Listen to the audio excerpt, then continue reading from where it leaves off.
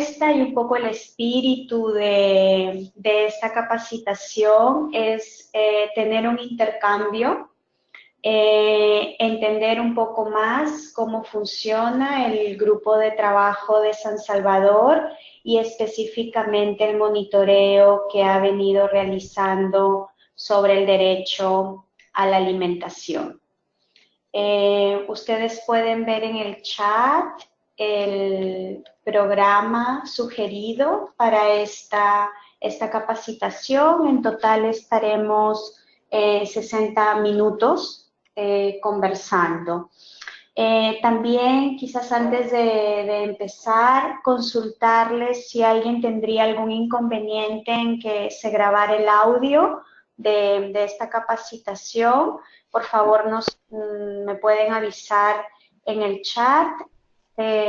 Caso contrario, procederíamos a grabar la capacitación para los colegas que no han podido asistir y nos pidieron que hagamos esto. Ok, bueno, veo que no hay ningún inconveniente. Vilma, ¿puedes activar desde ahí? Sí, ya empecé. Ahora puedes seguir. Muchas gracias. Perdón, ¿activamos también el resto del grupo de organizadoras? Quizás para estar seguro, sí, que todos, las 4. Gracias. Ok, listo. Bueno, entonces, quizás comentar quiénes estamos en esta capacitación. Estamos, como les comentaba, a ambas integrantes del grupo de trabajo. Están representantes de las secciones, las oficinas de FIAN en la región. Ahora tenemos a los colegas de Ecuador, Colombia y los colegas de otros países también se han registrado y en cualquier momento deben estar ingresando a la capacitación en línea, ¿no? Y sí. También tenemos a los oficiales de país acá en el Secretariado Internacional de FIAN en Heidelberg, que son los encargados de un poco están a cargo de las líneas de trabajo, tanto a nivel político y de contenido, conjuntamente con las secciones o grupos de FIAN en cada uno de los países, ¿no? Entonces tenemos a Vilma, que está encargada de Paraguay, y así cada uno de los oficiales de país. Algunos colegas de la Red Mundial por el Derecho a la Alimentación también se registraron, entonces de momento no los veo, pero imagino que ya estarán por conectarse. También tenemos a Valeria Buriti de la sección en Brasil. Como les comentaba al inicio, tenemos a las dos integrantes del grupo de trabajo del protocolo de San Salvador con nosotros. Yo creo que antes de dar la palabra y empezar en sí con la capacitación, quizás comentar un poco la pertinencia respecto al tema de monitoreo, ¿no? Que en otros espacios lo hemos comentado con ambas Lauras que nos acompañan, ¿no? Y es que el tema o la labor de monitoreo es un espacio o es un área de trabajo bastante grande e importante en la labor que FIAN realiza.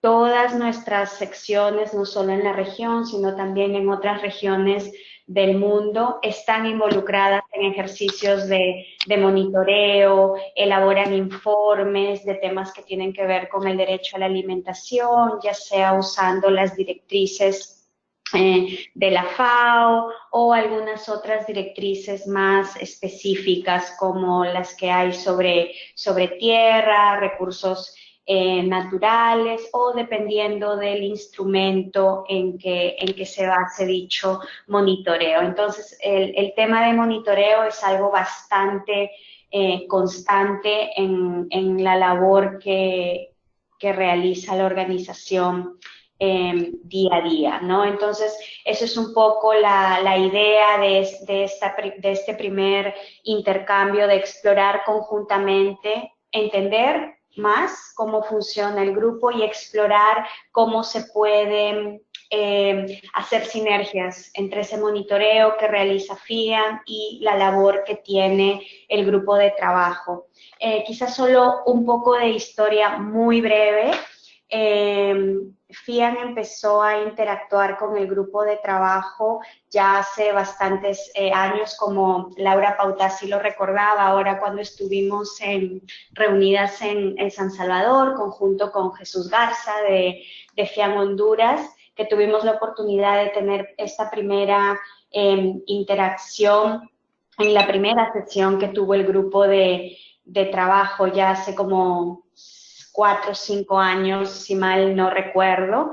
Entonces ha habido esta interacción y ahora que ya el grupo de trabajo está haciendo específicamente su monitoreo sobre el derecho a la alimentación, esto se ha intensificado y esperemos que esto continúe, ¿no? Ya también Laurelisa comentará que ella va a estar participando, representando al grupo de trabajo en las actividades que se van a realizar en Roma en este octubre.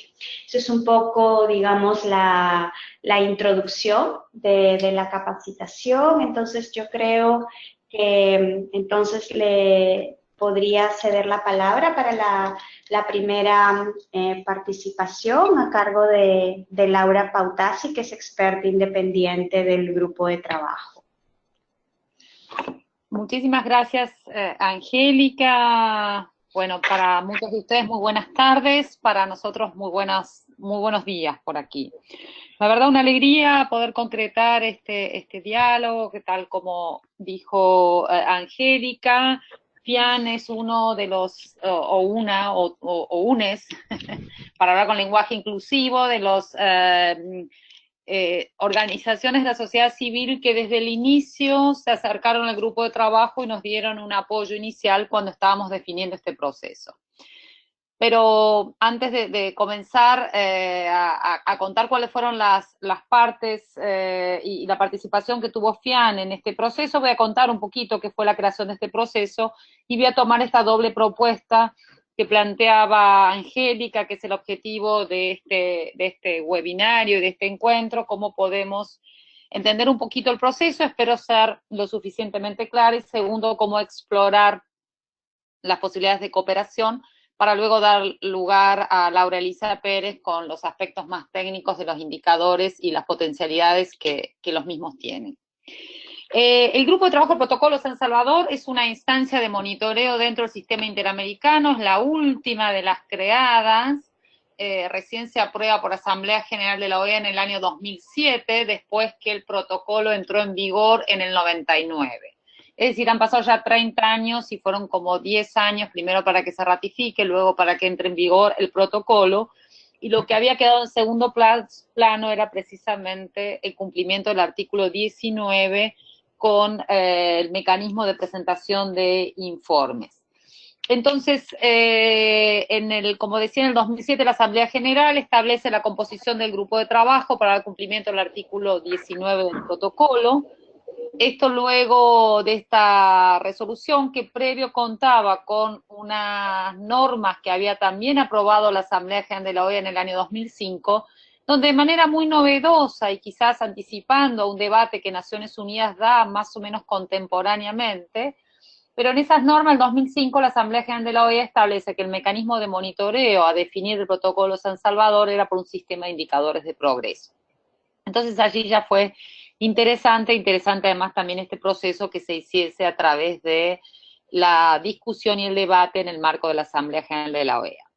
2007 se establece la composición, la primera composición del grupo de trabajo, que los estados definen un grupo compuesto por 8 expertos y expertas, 2 debían ser comisionados integrantes de la Comisión Interamericana, 3 expertos gubernamentales, y ahí establecen un carácter de titulares, más un experto gubernamental suplente, en una definición no muy precisa de qué significaba, y en realidad esta resolución no avanza sobre sobre qué implicaba ser un experto gubernamental, o cuál era la propuesta por parte de los estados. Y a su vez establecen la presencia de 2 expertos, expertas independientes en carácter de titular y suplente. Este grupo demora mucho hasta que los estados van enviando las propuestas de candidatos y recién en el año 2010 se pone operativo el grupo con los miembros titulares designados. Ahora bien, allí con esta primera designación se conforma el grupo, se conforma un grupo de trabajo con un mandato que otorga a la Asamblea General de definir los indicadores de progreso. Aquí ya había un antecedente porque las normas del 2005 ya habían establecido que fuese la Comisión Interamericana de Derechos Humanos que hiciese la primera propuesta. Eso salió en un documento de la Comisión del año 2008, que ese documento de la Comisión estuvo a cargo en ese momento por parte de quien era comisionado, que fue Víctor Abramovich, y allí ya la experiencia de la Comisión fue la apertura de ese documento de indicadores, que eran los primeros lineamientos básicos para la consulta abierta de gobiernos y de sociedad civil. Y ahí ya empezó una primera interacción con FIAN, que luego este documento que es aprobado por la Comisión, que está publicado por la Comisión Interamericana, cuando se pone operativo el grupo, lo que la Asamblea mandata a este nuevo grupo, compuesto en ese momento por 5 integrantes, es que en base a ese documento de la Comisión se definan nuevos lineamientos. El grupo, pero bueno, claro, por supuesto, para esta definición de lineamientos solamente se aprueba la conformación de un fondo voluntario, es decir, se crea un grupo con un mandato amplísimo, sin ningún tipo de recursos regulares por parte de la Asamblea, ni de ninguna otra área de la OEA. Esto lleva también todo un tiempo administrativo político dentro de la propia institución de la Secretaría General de la OEA, donde se localizaba el grupo, bajo qué órbita de los órganos políticos, si estaba bajo órbita del Consejo Permanente o de la Comisión de Asuntos Jurídicos y Políticos, y esto fue llevando un proceso que para quienes fuimos designados en ese momento fue muy dificultoso porque fue mucha energía del grupo poder establecer este proceso de institucionalización. Una vez avanzado en esto, el grupo define en base al documento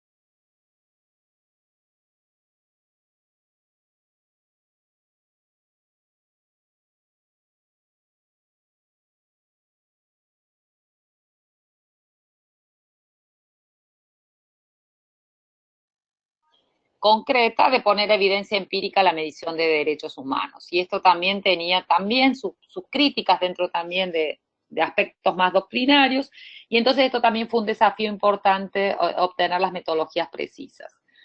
Dicho esto, ahí en el grupo de trabajo hace un primer borrador, y ahí sí divide, y en esto es lo que decía que innova ya el grupo conformado, en que sostiene y sostuvimos en ese momento que era importante para que los estados pudieran familiarizarse mejor con esta herramienta, dividir en 2 agrupamientos. Y entonces ahí se define un primer agrupamiento, seguridad social y salud, que eran los indicadores que ya había definido la Comisión Interamericana, y se le agrega ese agrupamiento de educación, y un segundo agrupamiento, derecho a la alimentación adecuada, derechos laborales y libertades sindicales, derechos a los beneficios de la cultura y derechos al medio ambiente sano.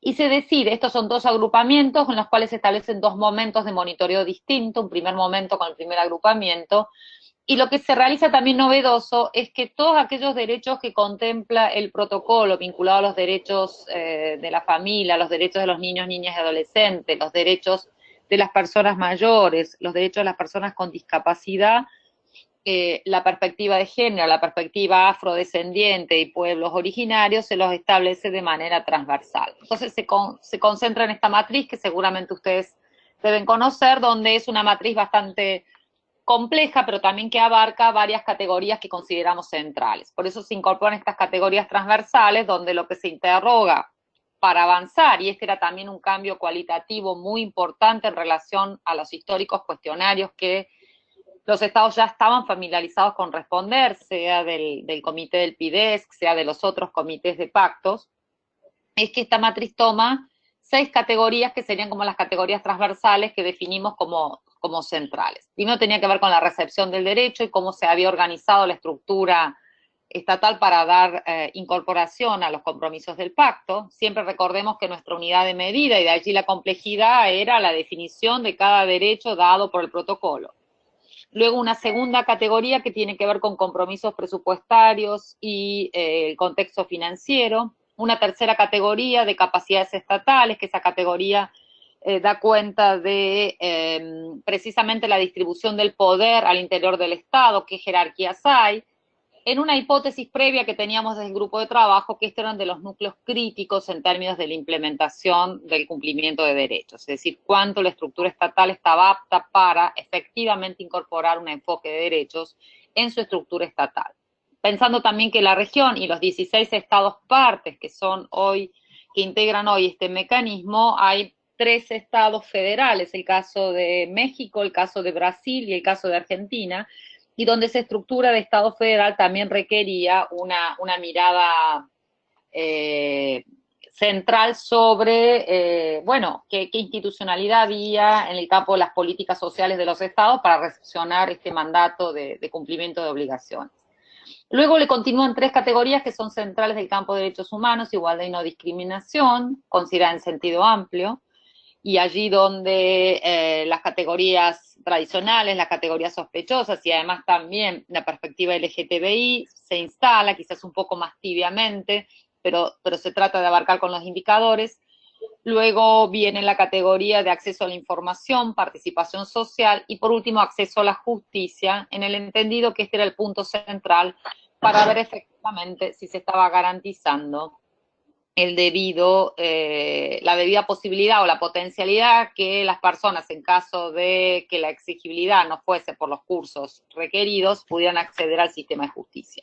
También con un concepto de acceso a la justicia en sentido amplio. Estas matrices son las que, como les decía, ustedes deben conocer y llevaron a la definición también de 2 momentos en la presentación. Ahí, sobre esta primera matriz, es donde entramos en diálogo con FIAN. Un diálogo que es previo, un diálogo que desde FIAN nos acompaña en las primeras presentaciones que hacemos en la sede de la OEA en Washington, y donde FIAN aporta recursos sumamente interesantes para poder acompañar este proceso de definición del derecho a la alimentación. Particularmente para el grupo de trabajo fue muy valiosa la FIAN, porque era el momento donde la Asamblea General, por ejemplo, de Cochabamba del 2012 estaba atravesada por el debate de seguridad alimentaria, soberanía alimentaria, donde el grupo de trabajo había incorporado, en base a también el grupo de trabajo, los 2 agrupamientos de derechos, les dio apertura para comentarios de la sociedad civil y comentarios de los estados, y recoge esto, y sobre esto va elaborando nuevos documentos, que luego fueron puestos también a consideración y votados por la Asamblea General. Entonces allí el aporte de organizaciones como FIAN y de otras organizaciones, también del sistema de Naciones Unidas, los organismos especializados fueron como sumamente importantes en los aportes que nos realizaron en esa dirección. Entonces, el primer agrupamiento se aprueba en esta asamblea tan atravesada como fue la de la Asamblea de Cochabamba en el 2012, correspondiente a seguridad social, salud y educación. Si ustedes miran en detalle de este primer agrupamiento, hay muchos indicadores también que tienen una potencialidad transversal y que están vinculados para alimentación, digamos. Todos los indicadores en salud vinculados a desnutrición infantil, obesidad en la pobreza y demás, se cruzan también con la definición del segundo agrupamiento, que es aprobado en la Asamblea General en el 2014, en realidad específicamente no fue en la Asamblea General, sino a fin de año en Consejo Permanente, pero venía ya con una discusión de Asamblea General. Allí todo este largo proceso que fue de debate, que fue muy rico, terminó en que a partir del 2015, junio del 2015, los estados reportaron o debían reportar sobre el primer agrupamiento de derechos, salud, educación y seguridad social, y a partir de diciembre del 2016, el segundo agrupamiento donde está incluido el derecho a la alimentación adecuada. Yo no me quiero extender mucho más tiempo porque Laura Elisa va a hacer los aportes sustantivos sobre qué comprende los indicadores definidos en el derecho a la alimentación adecuada, pero como una advertencia previa, lo que tratamos de hacer, en esto que quedó una matriz realmente muy amplia, el objetivo originario, y esto también fue parte de lo que hoy estamos probando, y sobre el cual, en el caso del segundo agrupamiento, ya tenemos un caudal de 8 informes aprobados. Este es un agrupamiento que ha venido más demorado que el primero ya tenemos 13 informes evaluados de los 16 estados partes, y el segundo agrupamiento viene una demora importante de los estados en relación a la información. En líneas generales con estos agrupamientos, y por qué decía que el segundo agrupamiento ha tenido mayores dificultades en términos de la presentación a tiempo por parte de los estados, porque hay un cúmulo de indicadores, tanto vinculados a indicadores a derechos a los beneficios de la cultura, como indicadores en alimentación adecuada y en medio ambiente, donde los estados tienen muchísimas menos fuentes de información. Entonces, una de las primeras puntos centrales de déficit importante, y que esto se comprueba con los informes y el momento de la evaluación de los informes, tiene que ver con este déficit tanto en la producción de información como en las fuentes de información. Y allí ha habido un esfuerzo importante del grupo de trabajo, este grupo de trabajo que fue cambiando también, hoy ya tiene una nueva composición, y esto en todo caso quizás en el momento de las preguntas podemos conversarlo, para pensar el segundo punto que planteaba Angélica, vinculado a explorar las formas de cooperación, pero de todas maneras, al menos la evaluación que hacemos, quienes, en mi caso estoy desde el inicio del grupo de trabajo, en 8 años de este proceso, pero que en realidad son 10 desde el 2008 que empezó con la Comisión Interamericana, que ha sido un proceso sumamente rico en términos de diálogo con los gobiernos, en términos de los esfuerzos que los estados han hecho para apropiarse de esta herramienta que es compleja, las sinergias que se ha podido hacer, inicialmente con los Objetivos de Desarrollo del Milenio, luego seguido con la Agenda 2030, y es parte de y esto Laura Elisa lo expone muy claramente, en relación a la Agenda 2030 y las sinergias que podemos construir. Pero en síntesis, y con esto me detengo, creemos que ha sido un proceso sumamente importante, sumamente relevante. Instalamos la necesidad de evidencia empírica, la necesidad y también la demanda concreta de que esta restricción de no regresividad y la obligatoriedad de progresividad que tienen los estados en el campo de los derechos humanos es no solamente exigible, sino también es posible de ser medido con evidencia empírica. Entonces allí abrimos un escenario de apertura y de diálogo importante, pero además también de complejidades también a la hora que los estados rindan cuentas y que se fortalezca este mecanismo de monitoreo. Así que hasta acá dejo mi primera parte, y para que Laura Elisa nos comparta el valor de los indicadores. Gracias. Hola, buenos días o buenas tardes otra vez a todas y todos. Pues me toca a mí entrar a la parte correspondiente a los indicadores. Me parece que podemos hacer, como ha comentado Laura, un rico intercambio de comentarios, y entonces voy a tratar de ser suficientemente breve porque entiendo que probablemente algunos de ustedes ya conocen esta metodología. Estoy utilizando una presentación que tiene Angélica en su poder y va a estar proyectada en sus pantallas, pero creo que Angélica se las podría compartir en cualquier momento para que no se preocupen si paso rápido por alguna de estos elementos. Centrándome pues en los aspectos técnicos, la intención es que veamos rápidamente cómo se construyó esta metodología para medir el progreso en materia de derechos humanos, en particular para el Protocolo de San Salvador.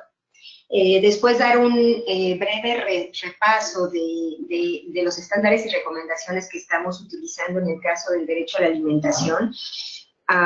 Y bueno, hacer ahí algunas observaciones que nos parece importante desde el grupo de trabajo en relación con la eventual evolución de estas obligaciones que tienen los estados a medida que hay una serie de recomendaciones que van avanzando y considerando la idea de que los tratados deben de ser instrumentos vivos y no instrumentos estáticos en cuanto al tipo de cumplimiento que los estados tienen que hacer en relación con estos.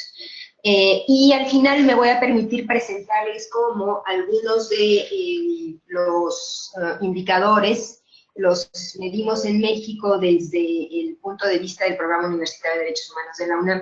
Esto lo hago así, con la confianza que tengo de manejo de nuestros propios datos, pero con la idea de que ustedes también pueden explorar los datos que ya están presentados por diversos países en la página web del grupo de trabajo, donde ya hay evaluación de información presentada por 5 estados partes, en principio, El Salvador, Paraguay, Perú, Ecuador y Honduras, y en el entendido de que en breve se podrá ver también cuando avancemos en la terminación de la revisión de otros documentos, los datos para Uruguay, y probablemente hacia el primer tercio del año entrante estaríamos pudiendo revisar ya los datos oficiales de México. Estos datos que yo voy a presentarles acá son información de fuentes oficiales, pero no son los datos que oficialmente está presentando México, porque de hecho México todavía no hace su entrega. Entonces, quiero hacer esa aclaración en relación a esos hallazgos. Y les digo, lo incluí aquí solo como elemento ejemplificativo, con la confianza de que soy mexicana, investigadora en la UNAM, y esos datos los identificamos nosotros, no como un ejemplo de lo que nos ha presentado uno de los países al grupo de trabajo. Bien, entrando con la metodología, quisiera dejarles aquí las referencias de los documentos metodológicos que ya fueron aprobados en el seno de la OEA a través de la Asamblea General y desarrollados por el grupo de trabajo. Como comentaba Laura, en 2011 la Asamblea General aprueba los indicadores para el primer agrupamiento de derechos y se comprometen los estados a presentar información a partir de julio de 2014. En 2013 ocurre algo similar para el segundo agrupamiento de derechos, y los estados que quedaron comprometidos a empezar a presentar su información en relación con este segundo agrupamiento de derechos desde julio de 2016, pero después se hizo una modificación para mover esta fecha a finales de 2016, al 31 de diciembre de 2016, aunque como ya les acabo de mencionar, hay algunos estados parte que aún no entregan el informe del segundo agrupamiento. Como resultado de esta primera ronda de informes, está también aclarado en estos documentos que los estados van a presentar informes cada 3 años, y esto empezó a ocurrir en junio de 2019. Como ven, ya tendríamos entonces un cierto traslape con aquellos estados que todavía no han terminado de presentar su información, pero tal como decía Laura, hay una positiva posición de los estados en relación a entender esto como un proceso que les apoya, no solamente en cuanto a la rendición de cuentas que obligadamente tienen que hacer para el cumplimiento del Protocolo de San Salvador, sino también para tener elementos que les hagan posible la mejora de sus políticas públicas para el cumplimiento de los derechos económicos, sociales, culturales y ambientales.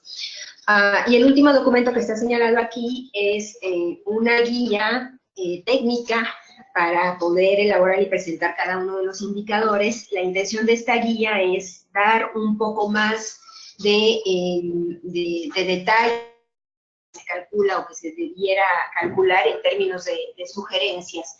La metodología aprobada en la Asamblea General de los dos documentos de 2011 y 2013, señala que los estados tienen una cierta apertura para que la presentación de los indicadores se haga de acuerdo a los métodos nacionales.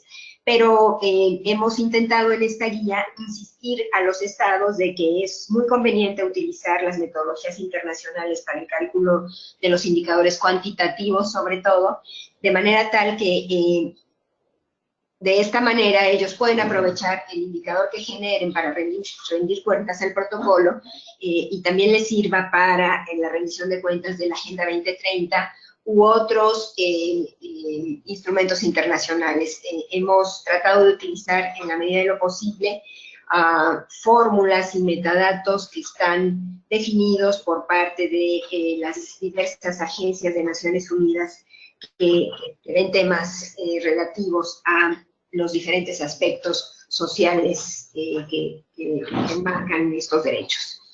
En términos generales, este es el esquema metodológico que se sigue. Por supuesto, cada indicador debe medir, como decía Laura, el contenido normativo del derecho correspondiente, en particular el contenido normativo del Protocolo de San Salvador, en este caso. Los indicadores, en consecuencia, tendrían que estar reflejando las obligaciones que están incluidas en estos tratados internacionales, pero también reflejar las normas y principios transversales que, como ven en el segundo recuadro de la derecha, ya estaban mencionadas por Laura, relacionados con igualdad y no discriminación, progresividad, no regresividad, máximo uso de recursos, acceso a la información, participación, acceso a la justicia. Hay también una insistencia en la identificación de los indicadores de que estos tienen que incorporar los elementos que permitan medir las normas para el ejercicio de los derechos. Estas normas que a nivel internacional se han manejado de manera consistente en relación con la disponibilidad, accesibilidad física y económica, aceptabilidad y calidad.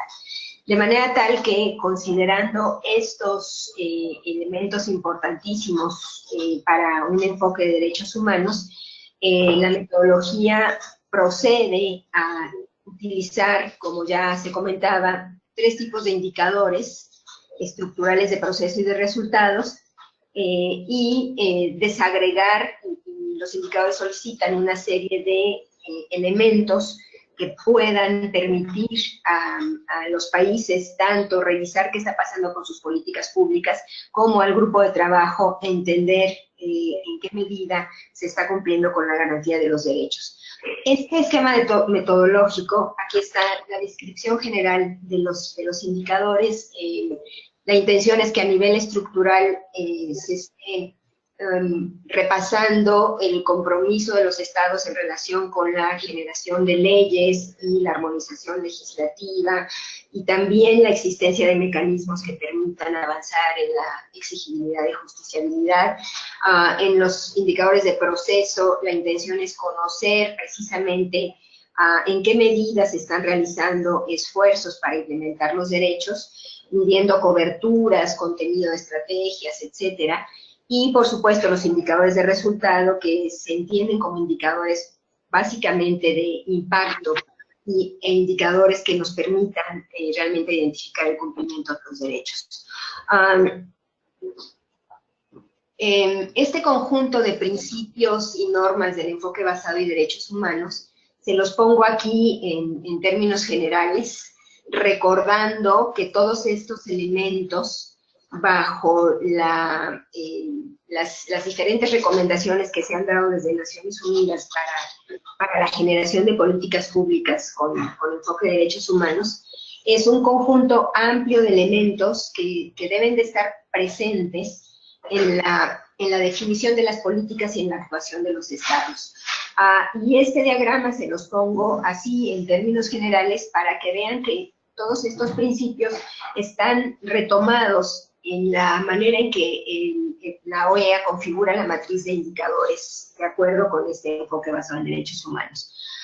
En las primeras categorías que ya mencionaba Laura, están reflejados básicamente principios de actuación, están con todo detalle los principios transversales, y en las columnas de la matriz de indicadores se están incluyendo, como se comentaba, los indicadores por tipo, y en cada uno, o a veces de manera selectiva, estas normas para el ejercicio efectivo de los derechos se destacan en ciertos indicadores, a veces estructurales de proceso y de resultados. El tema de las normas se trata de incorporar de manera general y a veces es específico en indicadores especiales.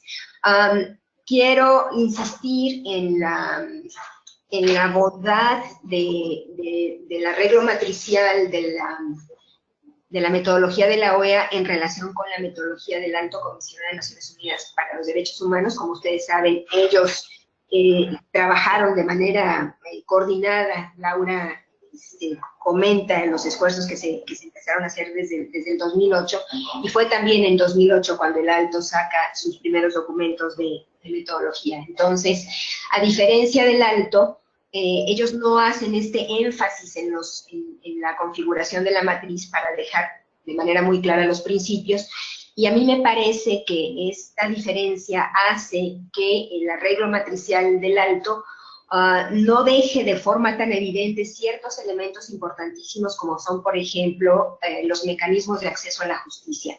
En esta matriz de la OEA el tema es importantísimo. Para que el derecho realmente se cumpla, tiene que tener mecanismos para exigirlo. En el arreglo matricial del Alto lo que pasa es que este tipo de cosas queda como escondida en un conjunto que no presenta de manera explícita estos principios.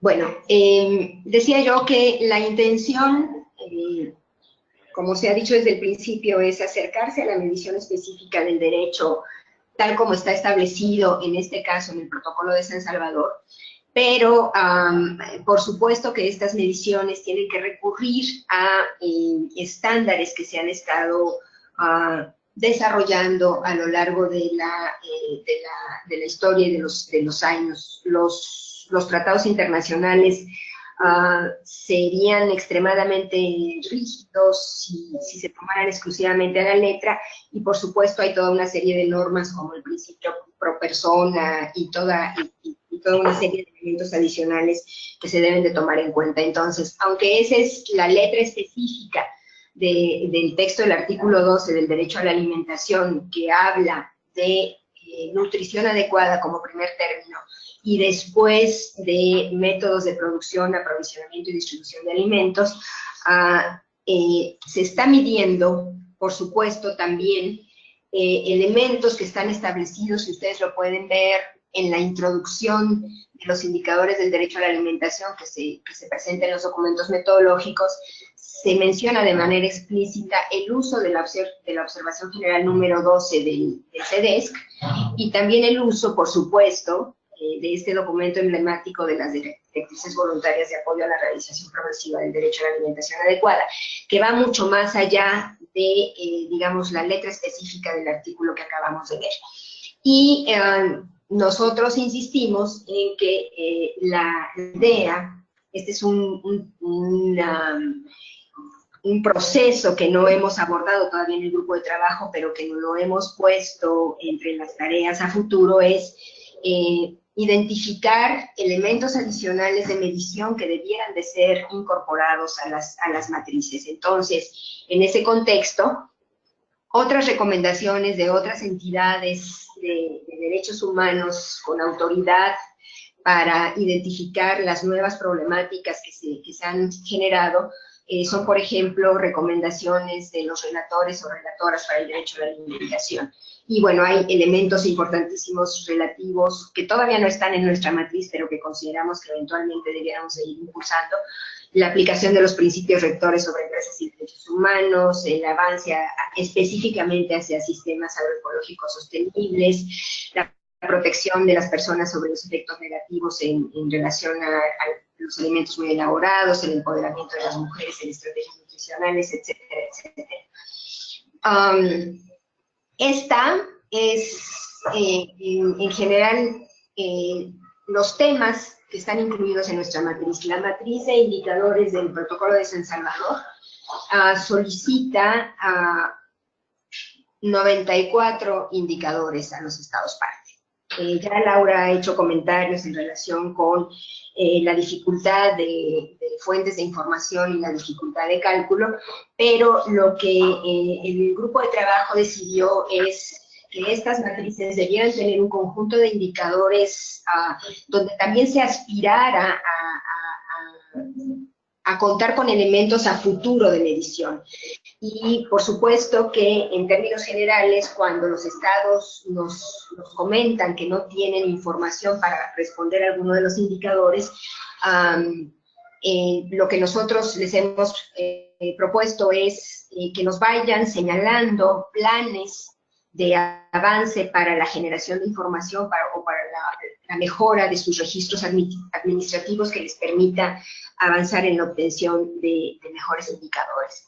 En consecuencia, aunque ustedes van a ver en los informes de los estados unas respuestas a veces no tan completas, la intención es que haya un conjunto de indicadores que eventualmente permita hacer mediciones suficientemente sólidas. De estos 94 indicadores, una buena parte son indicadores cualitativos, es decir, indicadores que solamente preguntan sobre la existencia o no de ciertas leyes, ciertas normativas, etcétera. Y bueno, por ejemplo, aquí hay elementos que tienen que ver con aspectos relativos a legislaciones, regulaciones, presupuestos, autoridades, regulación del consumidor, la existencia incluso de jornadas pedagógicas para mejorar la alimentación saludable. Otros temas que también preguntamos están referidos a desnutrición, inseguridad alimentaria y todos sus efectos, ¿no? Obesidad, diabetes, estímulo a lactancia materna, manera en que se están consumiendo los alimentos y aspectos específicos de resultados relativos a mortalidades por problemas en los alimentos. Y por supuesto también hay otra serie de indicadores importantes relacionados con la manera en que se está impulsando el desarrollo del sector rural, la manera en que el Producto Interno Bruto del sector agropecuario sigue siendo importante dentro del país, cómo se respeta el uso de tierras y territorios, cómo se protege la propiedad rural, la manera en que se tienen elementos o mecanismos para el acceso a las tierras y derecho al agua. Entonces, se dan cuenta, hay una cantidad importantísima de información que puede ser obtenida a través de esta primera matriz. Entonces, rápidamente voy a los hallazgos y cómo se leen, cómo se puede leer el uso de esta matriz.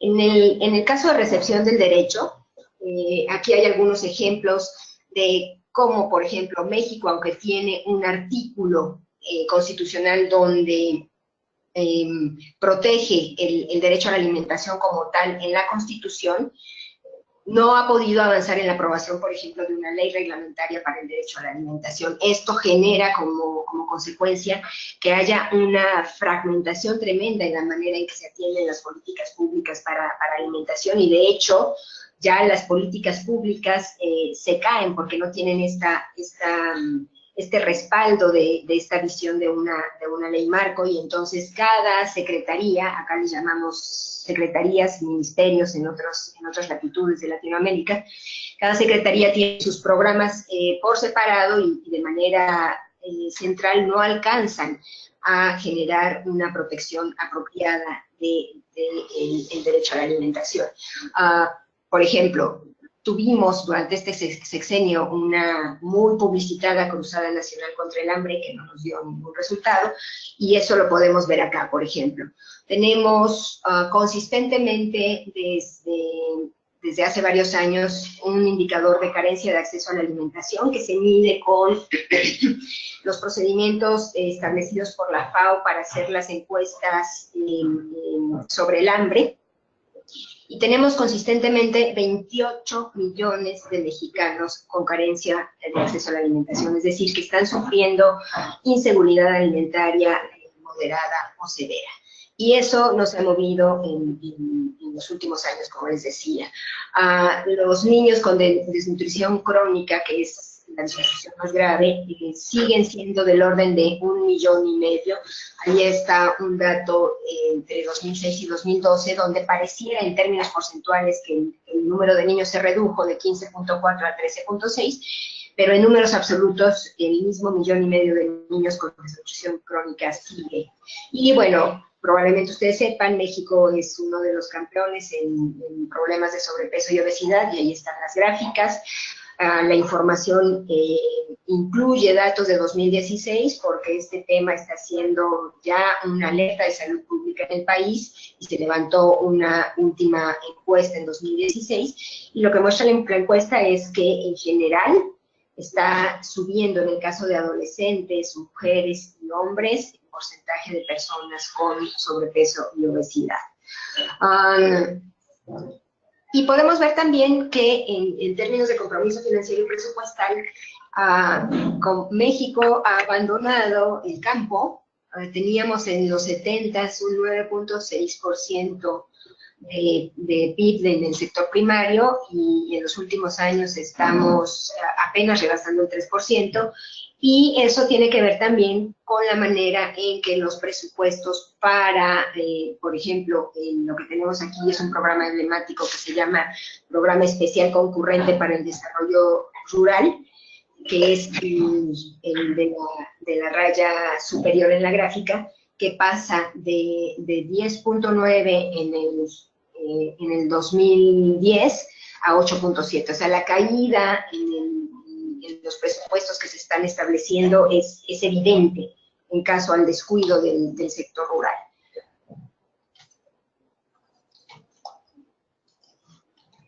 En términos de algunos indicadores de igualdad y no discriminación, llamaría su atención a la gráfica de los ingresos. La diferencia del promedio nacional de ingresos trimestrales contra el primer decil es abismal, es insultante. Y bueno, perdón, aquí estoy hablando como investigadora de la Universidad Nacional Autónoma de México y no como representante del grupo de trabajo del Protocolo de San Salvador, pero bueno, estas cifras son realmente dolorosas en el país, ¿no? Y vemos cómo tenemos un indicador muy especial que está definido como el porcentaje de ingreso de trabajo destinado a la alimentación del primer decil de la población, y en nuestro caso resulta que las cifras son rarísimas porque parecen que estar por arriba del 100%, y en efecto lo están, porque los ingresos laborales de las personas del primer decil de ingresos son insuficientes incluso para comprar la canasta básica, y lo que vemos es que el gobierno mexicano está cubriendo esto con transferencias. Entonces, en la gráfica de la derecha tienen esos porcentajes raros, es decir, las personas no tienen un ingreso laboral suficiente para cubrir sus necesidades alimentarias, y aquí también se empiezan a ver interrelaciones muy interesantes relacionadas con el derecho a la alimentación y el cumplimiento de otros derechos económicos del grupo de derechos económicos, sociales y culturales, que tendrían eventualmente que verse de manera integral. Y bueno, aquí hay algunos elementos sobre acceso a la justicia, y lo que quiero mostrar es que el hecho de que el grupo de trabajo pregunte, por ejemplo, sobre jurisprudencia en campos como salario mínimo vital, accesibilidad económica, alimentación, acceso a tierras y derecho al agua, da también un elemento de información importante para la exigibilidad de derechos en la medida en que estos indicadores deben de ser ampliamente publicitados por los estados parte. Y bueno, hasta ahí terminaría la presentación y me regreso a la base. Y una disculpa porque creo que me entusiasmé y tomé demasiado tiempo. Gracias. Muchas gracias, Laura Elisa, y también a Laura Pautasi por la presentación y el entusiasmo, que siempre es bienvenido.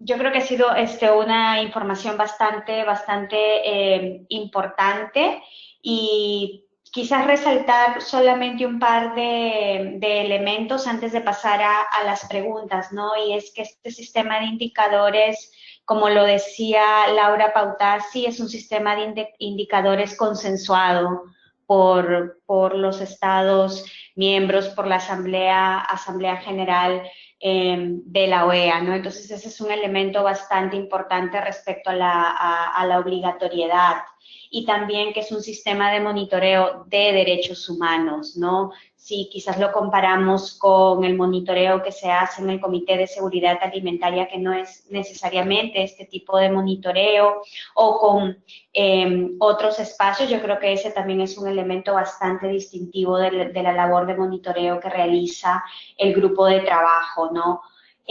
Algo que también es bastante interesante y que lo hemos estado conversando también en otras oportunidades es que de todo el paquete de indicadores son 94 indicadores los que se refieren al derecho a la alimentación en general y 40 indicadores específicamente con el tema nutricional, ¿no? Eso también es, yo creo que es bastante importante que tienen ese elemento dentro de la definición del derecho. Y yo creo que ahí hay también el espacio para el intercambio cuando se mencionaba que el grupo de trabajo tiene entre sus planes el ir incorporando otros elementos para realizar la medición, ya sea a través de opiniones o recomendaciones de fuentes autorizadas y correspondientes, ¿no? Y finalmente, quizás comentar la importancia de la labor que está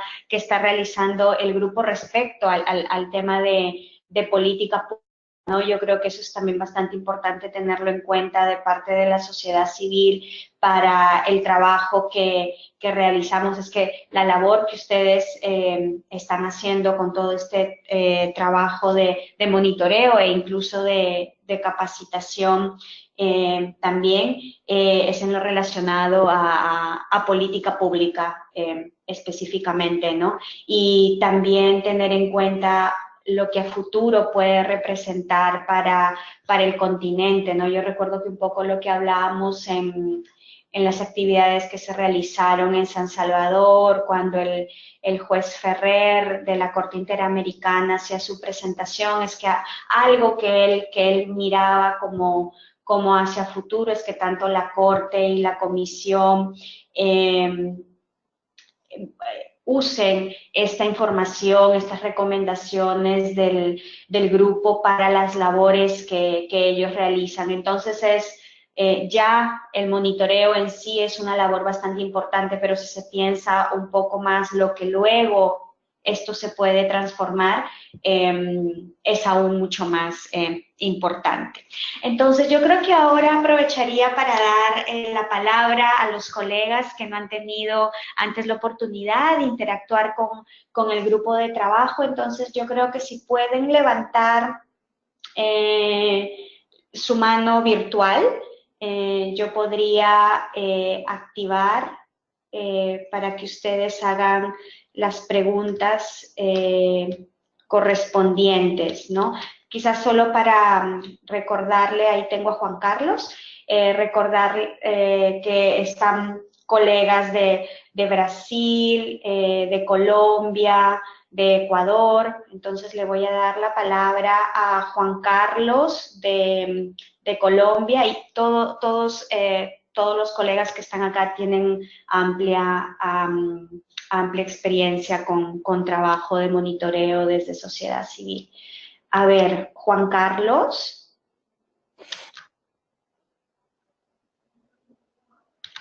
Juan Carlos. Aló. Hola, Juan Aló. Carlos. Hola, Escuchamos. buenos días, Angélica, Laura, y muchas gracias a Laura y a Lisa, las expositoras. Es muy grato volver a escuchar hablar de este tema, porque hace muchos años, cuando hubo las consultas abiertas al interior de FIAN, tratando de aportar al proceso de construcción de estos indicadores, pues nosotros participábamos. No éramos FIAN en ese momento, pero digamos ya teníamos una experiencia de monitoreo que había empezado acá en Colombia y que hemos mantenido en muchos temas relacionados con el derecho a la alimentación. Se nota en verdad que hay un esfuerzo muy grande para que la estructura de indicadores que se están utilizando. Uy, Juan Carlos, te perdimos. Hola.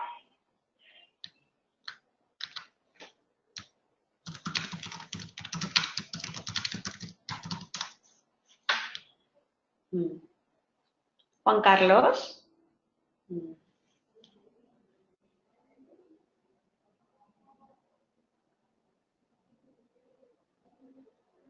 Más Oh, perdón, circunscrita. Juan La Carlos, pregunta. te perdimos te quedaste en la parte que decía el sistema o el grupo de indicadores y de ahí se cayó.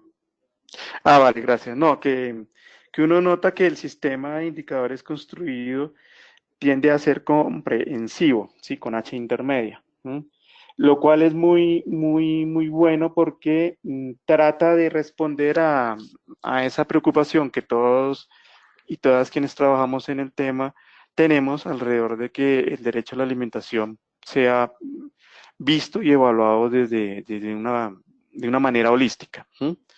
Tengo una pregunta global y una particular. La pregunta global tiene que ver con qué mecanismos hay para que la estructura de indicadores pueda aceptar, ¿sí? O incorporar indicadores nuevos en asuntos que no no se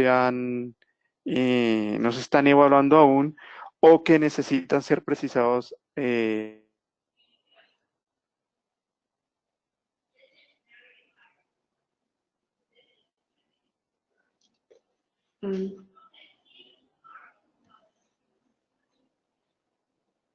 Volvimos a perder a Juan Carlos, a ver.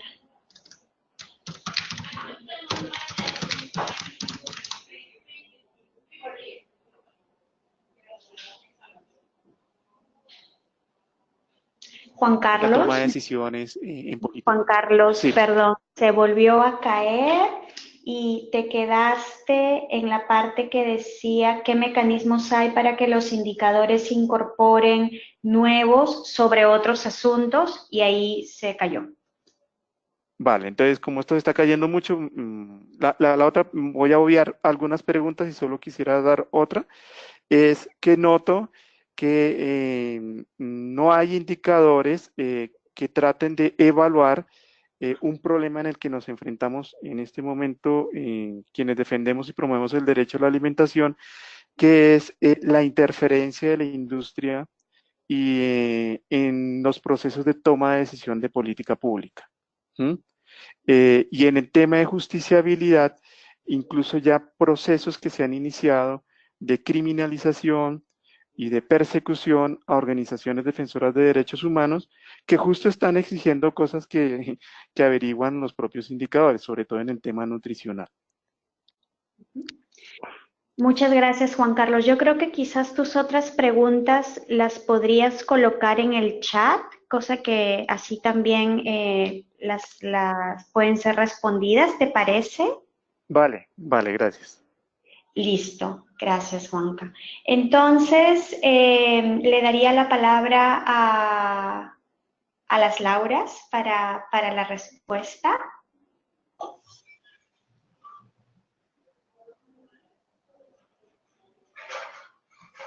No sé si el micrófono de Laura esté silenciado. A ti sí Perdón. Ya, ahora Perdón. sí. No, yo decía que le cedía la palabra. Bueno, muchas gracias por las preguntas que compartimos y me parece que son sumamente importantes.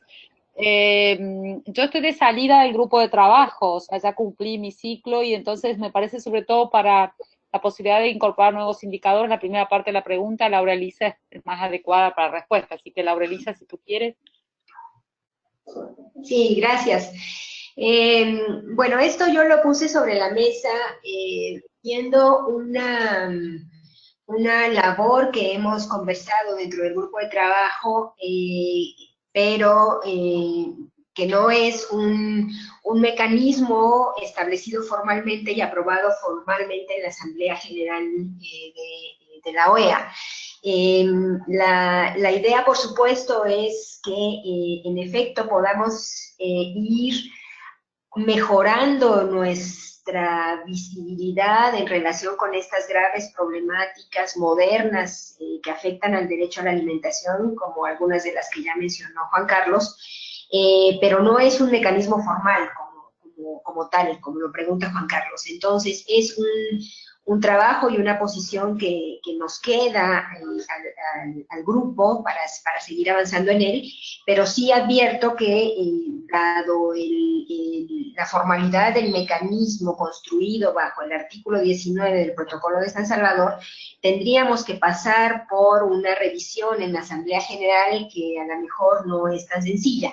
Y sin embargo, por otro lado, lo que sí hemos logrado de alguna manera es hacer preguntas adicionales a los estados en el momento en que emitimos nuestras observaciones y recomendaciones, y digamos que por ahí hemos podido avanzar en algunas cosas, o intentamos avanzar en algunas cosas en el momento en que hagamos el seguimiento a las recomendaciones.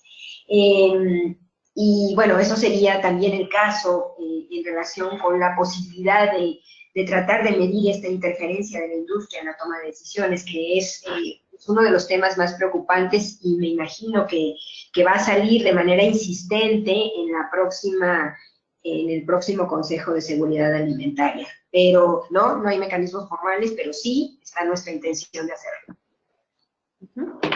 Muchas gracias, Laura Elisa, y a Juan Carlos por la pregunta. También compartir con los participantes que Juan Carlos también estará participando en las actividades en Roma este octubre alrededor del Comité de Seguridad Alimentaria, y también habrá espacio para continuar la conversación.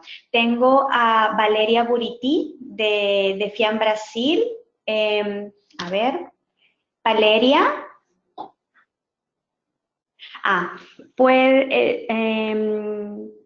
Puedes activar tu micrófono, ahora sí.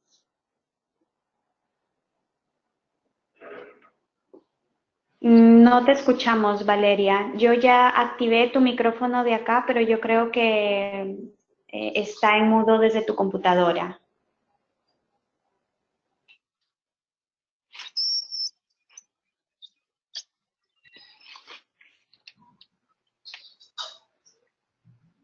Aún no te escuchamos, Valeria.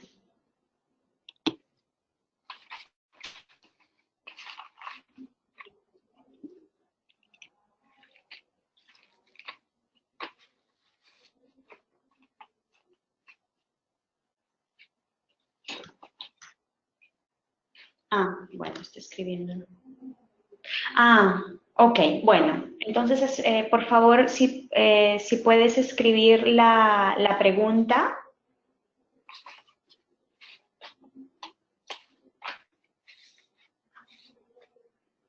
Quizás mientras Valeria escribe la pregunta, quizás podrían compartir un poco con los participantes sobre los informes que ya han presentado los estados y que están cubriendo el tema de alimentación, quizás muy de manera breve, un poco lo que se ha encontrado en términos de información.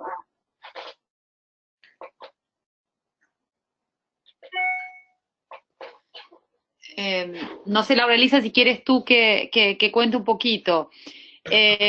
Lo que hemos encontrado es que no hay información, y esto creo que es lo más serio. Lo que hay es algunos datos vinculados a ODS que todavía tenía. No se olviden que los indicadores los elaboramos entre el 2011 y el 2012, con lo cual la Agenda 2030 de ODM no estaba presente, pero sí tomamos muchos de los indicadores ODS. Entonces esos medianamente están en los informes. Estoy hablando sin tener la matriz aquí frente mío, un poco más de memoria de lo que ha sido el proceso, pero en general lo que se visibiliza lamentablemente es la escasa información en los temas de derecho humano a la alimentación.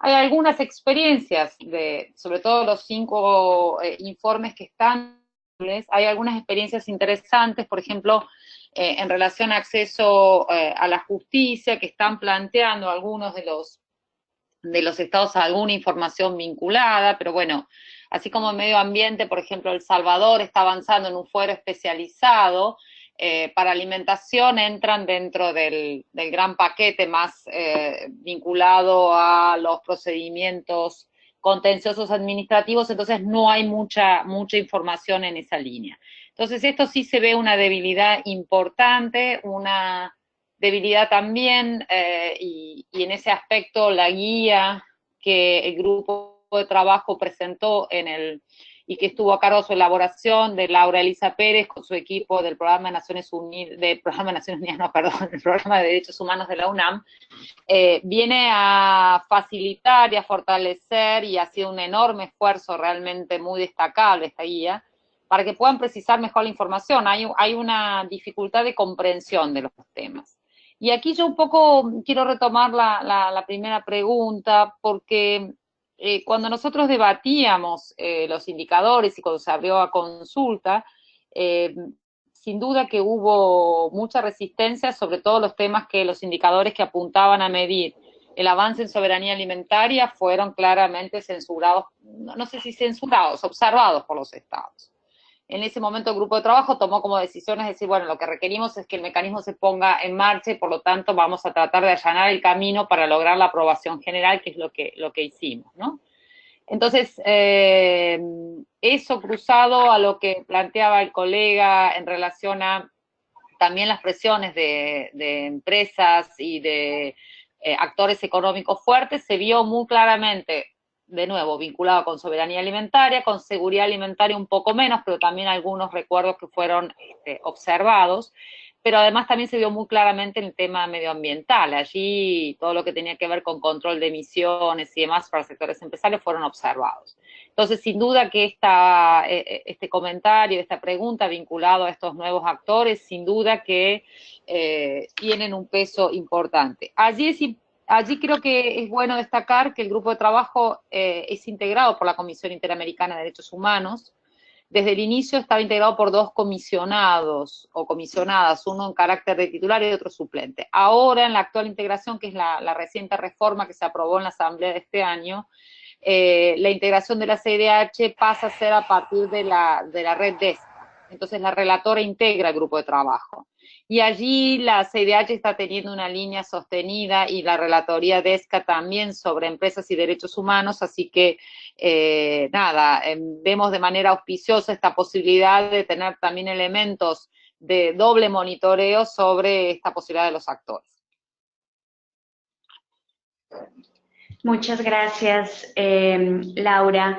Acá tengo la pregunta de Valeria de Brasil, que la voy a leer. Pregunta, ¿hay discusión sobre políticas de austeridad y derechos humanos? ¿Los países deberían atender para adoptar o para monitorear dichas políticas? No sé, Laura Elisa, si quieres contestar vos o contesto yo. Bueno, de acuerdo a mi conocimiento directo del set de indicadores como quedó, en el entendido de que no Yo no participé en el diseño original de las matrices, no está reflejado esta situación. Sí podemos dar un determinado seguimiento a la manera en que se están utilizando los presupuestos públicos en relación con los temas alimentarios, pero no una petición específica sobre requerimientos de austeridad, no, pero no sé si hay algún antecedente que no apareció al final y que Laura tenga la referencia. No, si me permites, no estuvo contemplado en esos términos, porque en realidad lo que asumíamos era que eso se puede medir por regresividad. Entonces, ahí la mirada, y por eso también la idea es que con esta primera línea de base que ya construimos, con los indicadores que ya están contestados y estos primeros informes, en el 2019 se empieza a medir progresividad. Entonces, de alguna manera las medidas de ajuste las tomamos por el precepto de provisión de regresividad. Estuvo pensado en esa escala, porque si no, si ya eran un exceso, 714 indicadores, se nos seguía ampliando muchísimo la medida. Entonces, lo que utilizamos, y eso también es importante, toda la información que desde la sociedad civil se nos pueda y se le pueda acercar al grupo de trabajo para poder avanzar también en estos datos que muchas veces pueden no ser presentados por los estados, o sin duda que van a ser más resistentes presentarlos, y que se pueda, vía las presentaciones de la sociedad civil, avanzar en poderlos captar.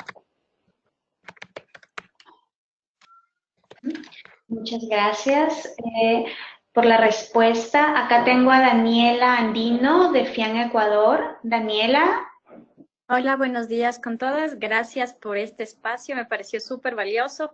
Y de manera general decir que considero dentro de los informes súper importantes las observaciones y las aclaraciones que se pueden hacer a los estados basadas en las observaciones e información que puedan brindar las organizaciones de la sociedad civil. Porque comparto la duda de Juan Carlos, pues quedan a veces indicadores por fuera, pero también algunos indicadores quedan insuficientes. Y por eso se puede interpretar o malinterpretar, o pueden ser incluso manipulados por los estados. Por ejemplo, uno de los indicadores hace referencia sobre cuál es el presupuesto del ministerio vinculado al tema de agricultura o tal. Y no necesariamente el dinero que se entrega a este ministerio está destinado a garantizar el derecho a la alimentación o impulsar la agricultura familiar campesina, sino al tema de la agroindustria. Entonces, por eso creo que es bueno poder diferenciar esto y tomar en cuenta las observaciones que damos las organizaciones de la sociedad civil, que somos las que estamos vinculadas a ese tema. Y por eso en Ecuador, por ejemplo, esa es una información súper sensible que no te da el Ministerio de Agricultura. Te dice en general cuál es el presupuesto general que tiene, pero no te dice de eso cuánto es el porcentaje que está invirtiendo en el tema de agricultura familiar campesina. Eso nomás. Gracias, Daniela. No sé si habría alguna reacción respecto a este. Sí, si me permites una muy breve. Acuerdo totalmente. A ver, esto creo que es lo más, o al menos, más allá de la convicción que nosotros tenemos de este mecanismo, creo que este es uno de los puntos más importantes que tiene en relación a la solicitud de los indicadores, porque es un mecanismo que está recién construyendo y que para los estados, como les decía, sí es una metodología nueva y que la van respondiendo de la mejor manera que pueden, los que tienen más voluntad, y otros contestan indicador no existente. A esa respuesta lo que el grupo de trabajo le contrarresponde o envía al Estado es precisamente, bueno, usted no lo tiene ahora esta información, porque usted la tiene que construir, usted nos tiene que informar, y debe informar al grupo de trabajo sobre este indicador. Entonces allí me parece que esto es lo más importante, y lo más importante también para el tema de seguimiento que pueda hacer la sociedad civil en base a los informes. Los informes están disponibles, está el informe del Estado y está disponible también el informe de las observaciones finales del grupo de trabajo. Perdón. Están disponibles en la página web del grupo de trabajo. Entonces, allí creo que es muy importante para ver qué respondieron con estos indicadores específicos en la línea de lo que tú dices del caso de Ecuador, y Ecuador ya presentó el segundo agrupamiento, por lo tanto el informe de Ecuador sobre derecho a la alimentación está disponible. en la página web del grupo, y por lo tanto eso es, me parece que es un mecanismo de contralor sumamente importante que sería muy bueno hacerlo viable. Muchas gracias, Laura. Acá tenemos otra pregunta de Andrea Nuila, que está encargada del trabajo en México. La es sobre el mandato del grupo de trabajo. Sí, ¿cuál es la relación que se tiene con la Corte Interamericana o la Comisión? Por ejemplo, si el grupo de trabajo jugó algún rol consultivo en la recientemente adoptada opinión consultiva de la Corte sobre medio ambiente y derechos humanos, que en concreto mencionó el derecho a la alimentación como uno de los derechos más vulnerables a afectaciones ambientales. Ainsi.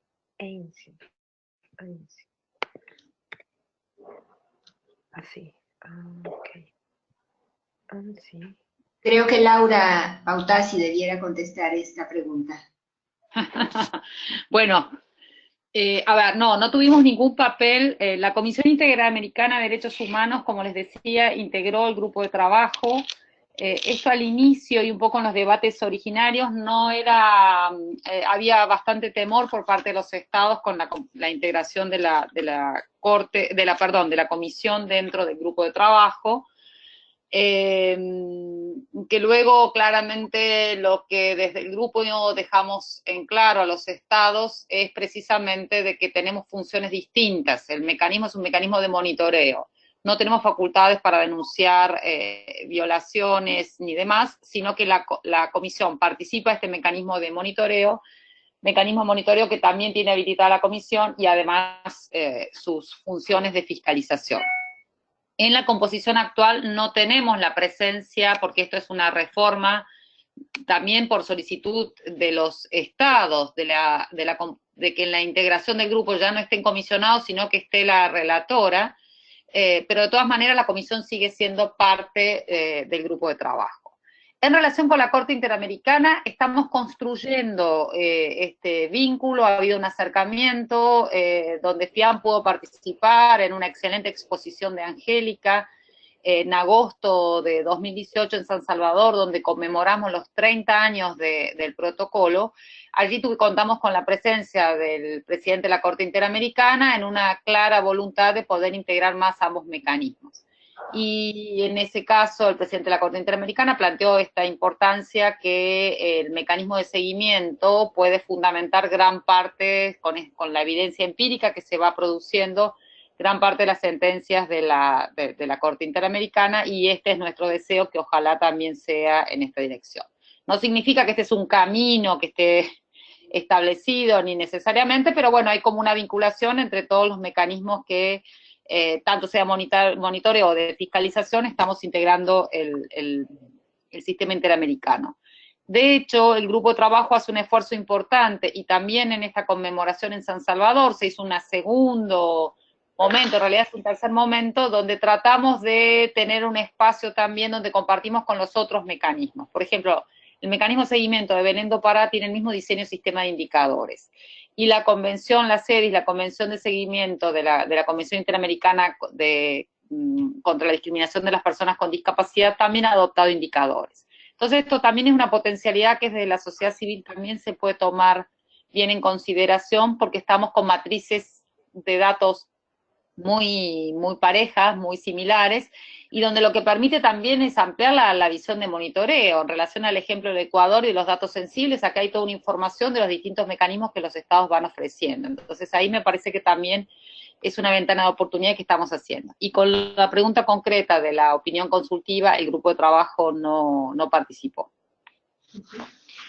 Muchas gracias, Laura. Yo creo que quedó claro un poco cuáles podrían ser las posibles perspectivas para ir en ese camino que mencionaste. Perdón por habernos extendido en este webinario.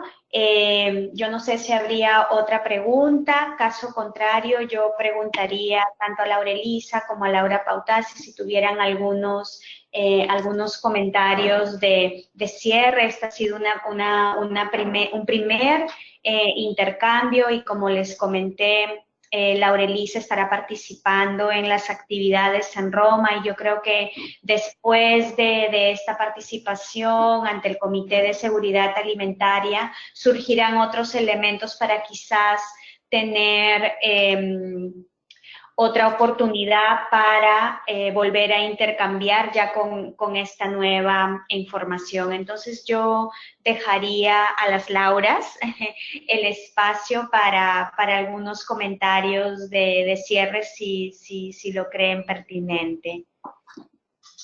Sí, muchas gracias. Pues sobre todo un enorme agradecimiento por esta posibilidad de acercarnos de manera más orgánica con las preocupaciones de organizaciones de sociedad civil y de conjuntos de pensamiento desde sociedad civil para estos temas, tanto FIAN como la Red Mundial para el Derecho a la Alimentación tienen muchas cosas que decir y hemos también reflexionado dentro del grupo de trabajo sobre la importancia de fomentar e impulsar una participación más sostenida de sociedad civil en el seguimiento al cumplimiento de los derechos a través del mecanismo del protocolo de San Salvador. Está abierta esta posibilidad de que sociedad civil nos haga llegar información en relación con lo que se vive en los diferentes países. No es como tal un mecanismo de informe sombra o contrainformes, pero sí está abierta esta posibilidad de que sociedad civil haga llegar la información.